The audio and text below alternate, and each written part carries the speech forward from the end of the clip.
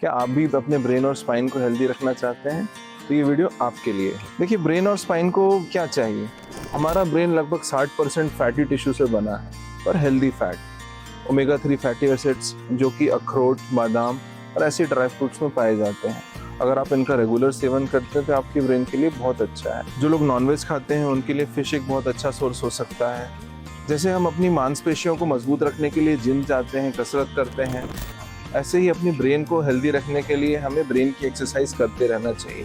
यानी कि कुछ नया सीखने की लगन हमेशा बनाए रखें, ब्रेन को मैथमेटिक्स में या फिर कुछ चैलेंजिंग चीज़ों से फीड करते रहें ताकि ब्रेन की हेल्थ बनी रहे। स्पाइन हेल्थ के लिए भी जो चीज़ें हम ब्रेन के लिए करते हैं वो करना ज़रूरी है। एक अच्छी नींद ब्रेन के लिए बहुत ज़रूरी है। हमारा ब्रेन अपना सारा मेंटेनेंस वर्क जब हम सोते हैं उस टाइम पे करता है, पर नींद की ड्यूरेशन और क्वालिटी दोनों इम्पॉर्टेंट है। 6 से 8 घंटे की नींद ज़्यादातर अडल्ट्स के लिए पर्याप्त होती है। बच्चों में 8 से 10 घंटे तक की नींद भी रिक्वायर्ड होती है। बहुत ज़्यादा सोना भी बहुत हेल्पफुल नहीं होता ब्रेन के लिए, क्योंकि ब्रेन को स्टिमुलेशन चाहिए, पर ब्रेन अपना सारा रिपेयर वर्क नींद के वक्त करता है। तो sleep quality is also very important. Spine health के लिए हमें अपने पोस्चर का बहुत ध्यान रखना चाहिए। अगर हम बैठ के ज़्यादा काम करते हैं तो बीच बीच में उठ के ब्रेक लेना चाहिए। इसके साथ साथ सही पोस्चर में चीज़ें उठाना रखना ये बहुत इम्पॉर्टेंट है। और एक चीज़ समझने वाली ये है कि हम किस चीज़ के लिए ट्रेंड हैं, उस हिसाब से हमें काम करना चाहिए। एक पहलवान या एक वेट लिफ्टर ट्रेनिंग के साथ वेट उठाता है, और अगर हम एक ऑफिस गोअर हैं या हैवी वर्क करने की हमारी ट्रेनिंग या आदत नहीं है और हम एक दिन एकदम से कुछ भारी सामान उठा लेते हैं, गलत पोस्चर से उठा लेते हैं, तो ये हमारे लिए बहुत हानिकारक साबित हो सकता है। तो उठने का, बैठने का और चीज़ें उठाने का सही तरीका हमें अपने डॉक्टर से या फिजियोथेरेपिस्ट से पता करना चाहिए और वैसे ही फॉलो करना चाहिए।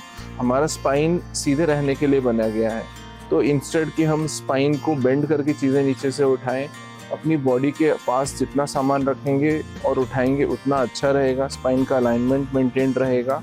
दूसरा, अगर झुक के कुछ करना है तो कुछ चौकी या पीढ़ा रख के उस पर बैठ के करें, या फिर घुटनों के बल बेंड होके फिर चीज़ें उठाएं। और इन चीज़ों का ध्यान रख के एक हेल्दी लाइफस्टाइल अपना के, जिसमें न्यूट्रिशियस फूड और एक्सरसाइज का बैलेंस हो, हम अपने ब्रेन और स्पाइन को हेल्दी रख सकते हैं। जो दुर्व्यसन होते हैं, यानी कि जो मोस्ट कॉमन है अल्कोहल, स्मोकिंग, इनसे बचना है। ये हमारी टोटल पूरी बॉडी के लिए बहुत डेट्रीमेंटल है, यानी कि हानिकारक है। तो हेल्दी लाइफस्टाइल, दुर्व्यसनों से यानी कि बैड एडिक्शन से बचना और अपने माइंड को हेल्दी फीड देना, स्टिमुलेट करना, ये बहुत इम्पॉर्टेंट है। इन सब माध्यमों से हम एक हेल्दी ब्रेन और हेल्दी स्पाइन अचीव कर सकते हैं। एक चीज़ जो आजकल बहुत कॉमनली देखी जा रही है, सोशल मीडिया और मोबाइल एडिक्शन, पर्टिकुलरली बच्चों में और नई जनरेशन वालों में।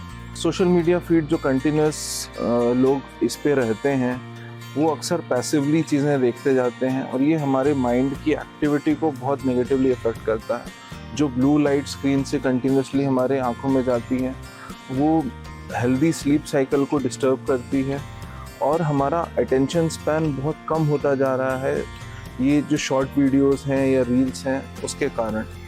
तो इसका कंजम्पशन हमें एक लिमिट करना चाहिए। हमें स्क्रीन टाइम की लिमिट सेट करनी चाहिए, अपने लिए भी, बच्चों के लिए भी और घर में सारे सदस्यों के लिए, ताकि हम अपने ब्रेन को बिगड़ प्रभावित किए हुए इन चीज़ों का उपयोग कर पाएँ और सही उपयोग कर पाएँ। धन्यवाद।